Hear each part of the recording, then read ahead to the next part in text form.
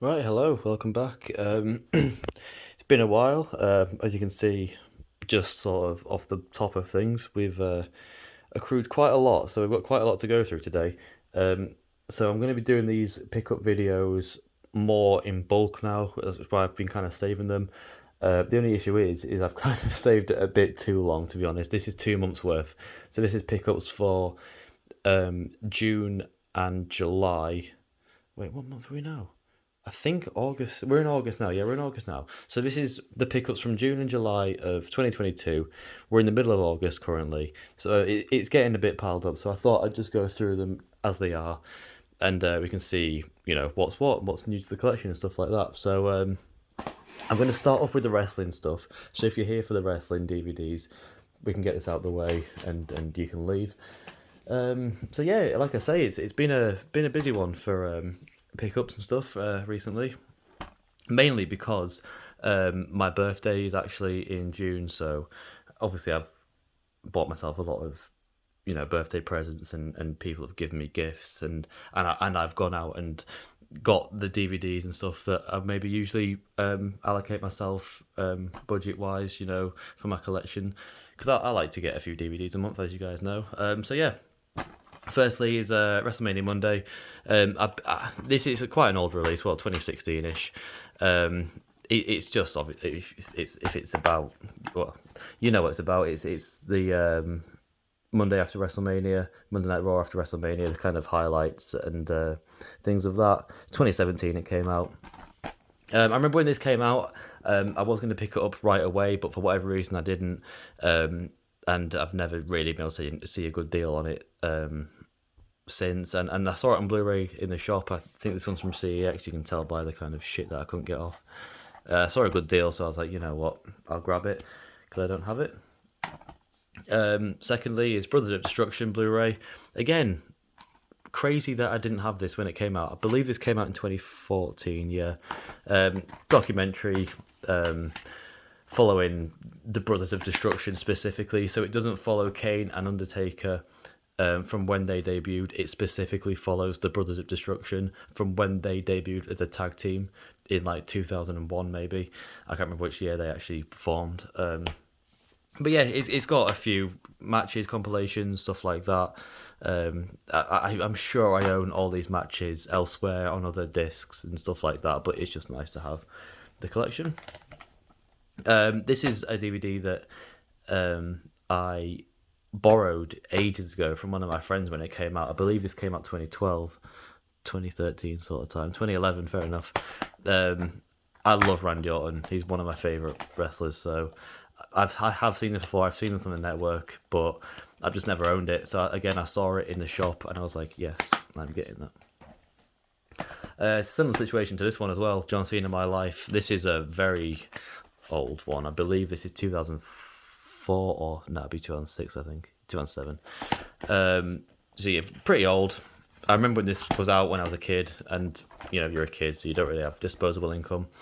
I've got John Cena's My Life, I believe it is. No, the John Cena Experience. That's the one that came out in like 2012. I've got that one.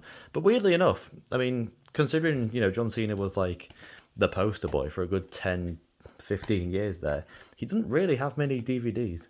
Just dedicated to himself. So it's nice to have that one as well for the collection. So again, we have Live in the UK 2013. I believe this is November. I think this was from November 2013 because I don't really collect the Live in the UKs, but I saw this on the shelf, and the only wrestling, well, WWE show that I've been to, oh, April, yeah, fair enough, April. The only WWE show that I have been to is a house show, and it was on this loop. It wasn't. This DVD chronicles the SmackDown, Raw, and at the time they were doing main event and like Saturday Night Slam or whatever it was called. It chronicles them matches, but I was on the house. I saw the house show loop at the time. I believe I saw the SmackDown house show. I didn't see Undertaker, but I saw the Shield and Cody Rhodes and then Big Show and stuff like that. Randy Orton was there, so I got this because I was technically part of it. I was around at that time, so I was like, you know what, I'll grab it just for a bit of nostalgia. Next up is Kane. The Twisted Disturbed Life of Kane. I believe this is the 2006 release as well. 2006, yeah. So yeah, this is more of a kayfabe documentary on Kane. It's not a Glenn Jacobs documentary. It's a Kane documentary. So it's match compilations. You have like little bits of him in between talking. Completely in character. It's Kane. It's good. It's good. Again, I probably own all of them on separate disc elsewhere, but it's nice to have the compilation, something for the collection. Next up is The Stone Cold Truth. I believe this is a very old one. This came out in VHS back in the day as well. So this came out in 2004. So this would have been one of the, not really, kind of early on in the DVD game when they were printing. You can tell because of actually, the layout is different and stuff like that. It's okay, this. There's better Austin documentaries out there, but if you want something to put on, simple, something for the collection, I more got it for the collection and the fact that it's a reasonably old DVD as well. I prefer the old DVDs. As you guys know, I don't really like the new stuff very much, so I prefer the older stuff. That's just me. Next up is Survivor Series 2010. This is the Nexus one. I believe it's where John Cena joined the Nexus, if I remember rightly. Where is it? Yeah, that's the one where John Cena joins, right? I mean, the storyline was good, but as we all know, it didn't last very long. The pay-per-view is fine. It's just Survivor Series from 2010. There's good and there's bad. Overall, I enjoyed it, but it's more for the collection. It's not a great pay-per-view. Night of Champions 2010 is next. I don't remember much from this pay-per-view. Yeah, nothing's really. I don't necessarily remember much from this pay-per-view. Again, this is more for the collection. As you can see here, I'm more getting the 2010 specifically out of the way here. Maybe Randy won the championship on that night. Don't remember. This is a legendary pay-per-view, Money in the Bank 2016, Night of the Shield. If I remember rightly, Ambrose won the Money in the Bank that night, cashed it in the same night. All three members of the Shield were champion that night. So it's worth it just for that. Again, I got it for collection purposes. I don't have many 2016 pay-per-views still, so we're still working on that. Next up is Payback 2014. Again, legendary pay-per-view. This is one of the first pay-per-views that the Shield wrestled on. I could be wrong about that, but I remember it was Shield. It probably wasn't. I remember it was Shield versus Evolution, and I remember Evolution came back, and it was a good match. It's the match where Seth Rollins jumped off the Titantron, and I remember being like, "Wow, okay." It was the first match, the first pay-per-view where I was like, okay, these Shield guys mean something. Because I don't think that they might have had matches previous, but I don't necessarily remember them. And I remember just being very impressed with this pay-per-view all around. Good times. Next up is SummerSlam 2003. I believe that caps off my 2003 collection. I could be wrong though. I think there might be one more, but I can't remember. I don't really... Oh yeah, of course. It's the Elimination Chamber. Who won this one? Triple H won, right? Yeah, I think Triple H won. This is a good pay-per-view all in all. It's quite short, but that's because you got the chamber match. It's weird to have a chamber match at SummerSlam. Angle versus Lesnar, obviously classic. Undertaker versus A-Train is actually not bad if I remember rightly. And RVD versus Kane, I think, was cool too. Obviously, this match was sick. I believe that's the opener. No, that's the opener. That one was a bit shit, to be honest. That's the opener. I remember that one. Yeah, it was alright. Next is No Mercy 2008. Is this the one where Jeff wins? It could be. This is around the time where, Jeff was going for the World Championship. And this was around the time where I believe he won his first one, but I'm not sure if it's this pay-per-view specifically. Also, you've got the Shawn Michaels Jericho feud, which is legendary. I believe... Oh, I thought the Undertaker Big Show feud was for a championship, but No, it's not, obviously. And also that Matt Hardy, Mark Henry feud was pretty sick too. Extreme Rules 2009 is next. Who is on this? I don't necessarily remember much from this one. Oh yeah, no, yeah, that Samoa Strap match. I believe this is Umaga's last match, if I remember rightly, in WWE. I know he had that match. I believe it was at Hulk Hogan's event or whatever it was in 2010 after he got fired or was released from the WWE. I know he had a few matches elsewhere, but I believe this was Umaga's last pay-per-view appearance. So if anything, it's kind of cool for that one. I can't necessarily remember anything else off the top of my head about that one. SummerSlam 2013 is next. This is a legendary pay-per-view to me. So you've got Bray Wyatt's / the Wyatt family's debut match.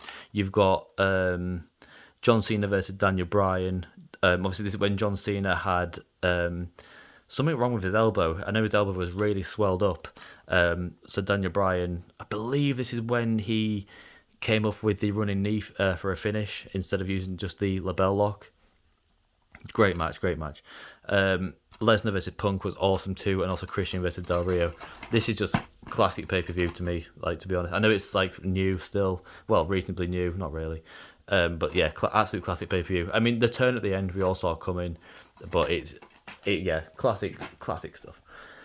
Extreme Rules 2013 is next. This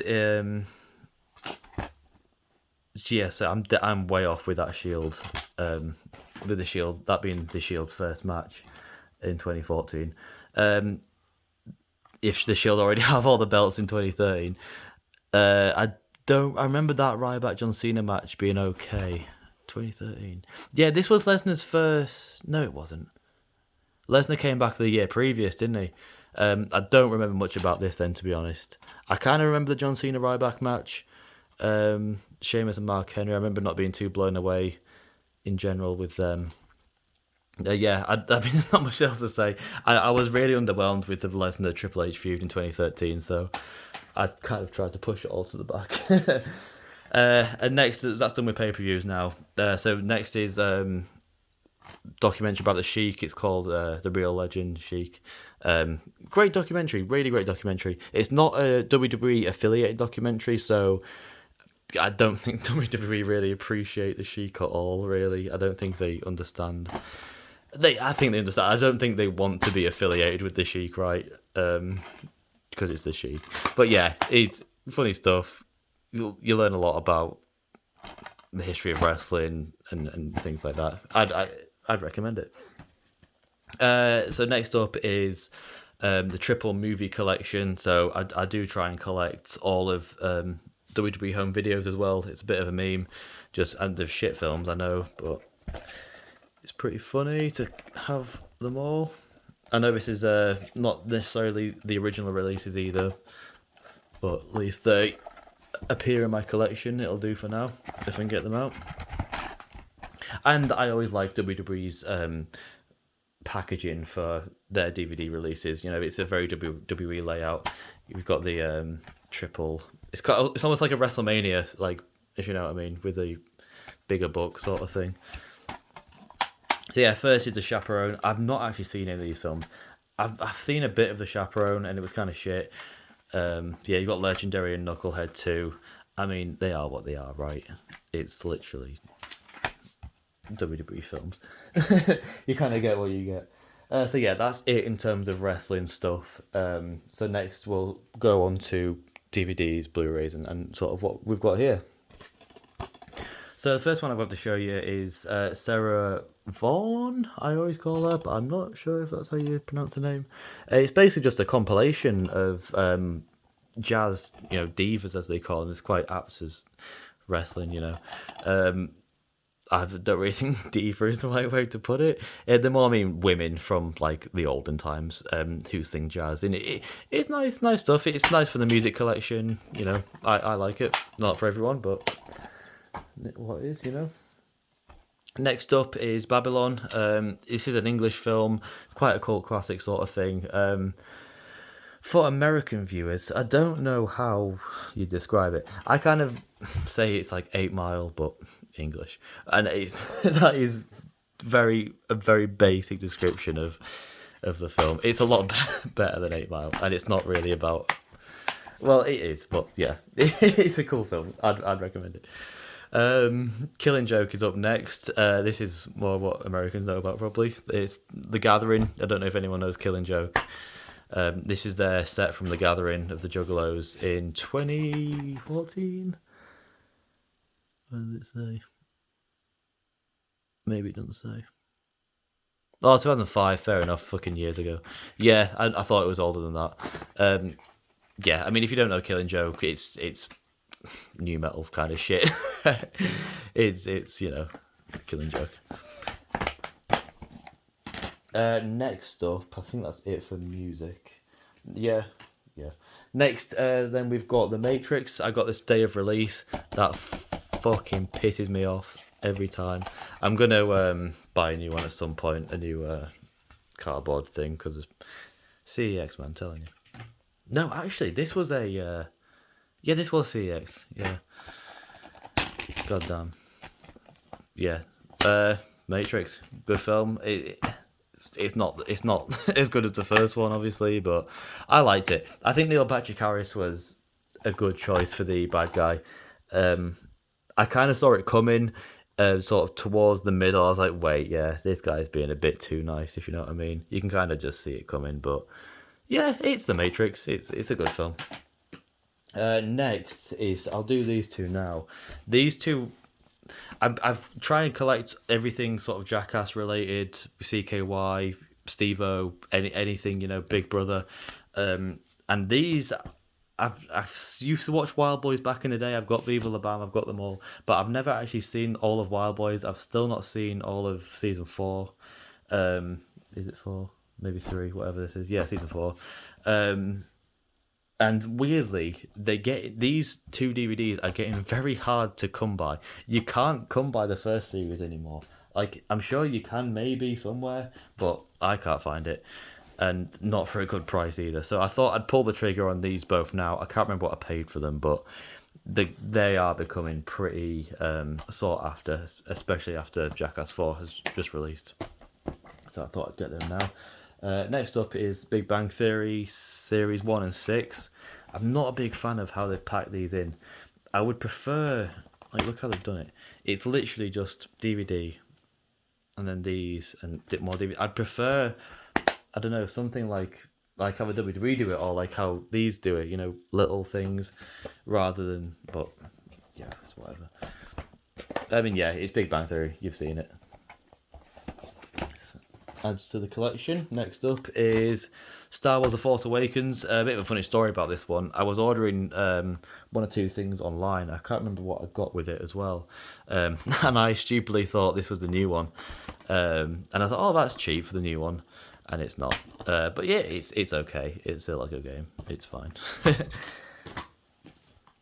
Next we've got Taxi Driver. Classic film. Robert De Niro. Yeah, Taxi Driver. Next, we have... I'll do this one next. Oh, actually, I'll do this one.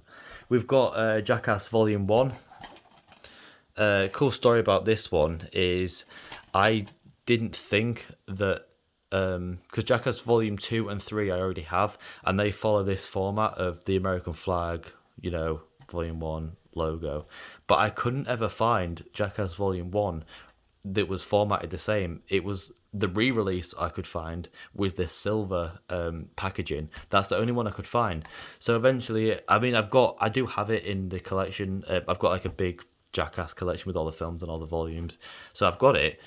But eventually, I was just sort of like, you know what? I'll buy the single re-release of Jackass, and you can't find the original. So I bought it on World of Books, and this is the one that ended up coming. So yeah, I'll definitely take it. I didn't think that these are in print anymore. I didn't think that you can buy these, so I could be wrong, but I don't think I am. This is like the original release back in the day. I'm not sure where it says though. Yeah, 2005. So yeah, I know it's not when it came out, but these are the original releases of the DVDs, and the only ones you can find are the 2011 reprints, basically. So next we've got Al Pacino in the Panic in Needle Park. I always get confused with what the film's actually called. It's good. It's basically the predecessor to Scarface, if you want to kind of call it that. I've never seen it before. It's a good film. I prefer Scarface though. Speaking of, this is the original Scarface. This is the 2008 reprint of the original 1930s Scarface. It's a good film, but I prefer Al Pacino's take on the character. But I feel like the story and the world building maybe is better here. But I don't want to say for sure because I would want to watch this one again because I've seen the 1980 Scarface with Al Pacino a lot, so I'd want to watch this one again just to kind of get my bearings with it. I've only seen that one once. But yeah, we've got Goodfellas up next. I was kind of hoping that these weren't going to skyrocket in price now that was it Ray Liotta that died or was it Joe Pesci? I can't remember. One of them died recently, right?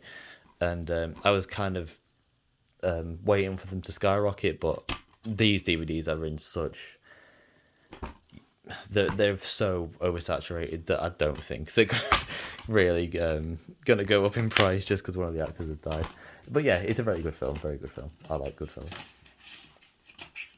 I can't get it back in. Next, we've got Maximum Risk. I've not actually seen this film. It caught my eye though,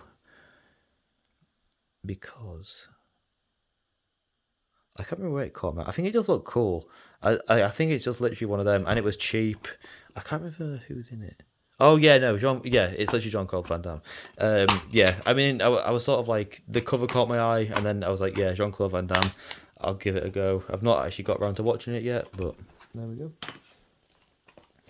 Yeah, so I'll show you this one now. So I managed to pick up Batman, the new one, day of release, from HMV, I think it was. Yeah, I saw it in the cinema twice. I've not actually watched it from the disc yet because I'm not quite ready just yet to watch it, but I think I'll watch the special features first. Yeah, I love this film. It's probably the best Batman film there is. What's his name? Did a very good job. What's he called again? The Twilight guy, Robert Pattinson, right?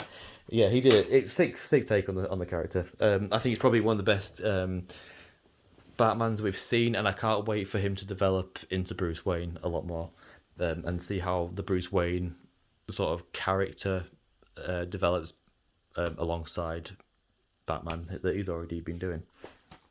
Speaking of, I've completed my Dark Knight trilogy by picking up Batman Begins and The Dark Knight Rises. I've already got the other one with the Joker, whatever that one's called. I've got that one on Blu-ray, so I thought, I'm picking up the new Batman film. I may as well complete the trilogy. I'm not sure where else to go. Oh, I'll do this one next. This is the Matrix Collector's Edition. I don't know. Yeah, I more got this for the Matrix Revisited. I've got. I think it comes with the first film too. Yeah, so it comes with the first film and the Matrix Revisited, which I do have as a special feature on one of my Blu-rays. I think it's like on the first film of the Matrix Blu-ray. It's basically just a documentary of like how they made the Matrix and stuff like that, and it comes with the first film as well. So I was like, you know what, seems like a good idea to pick that up.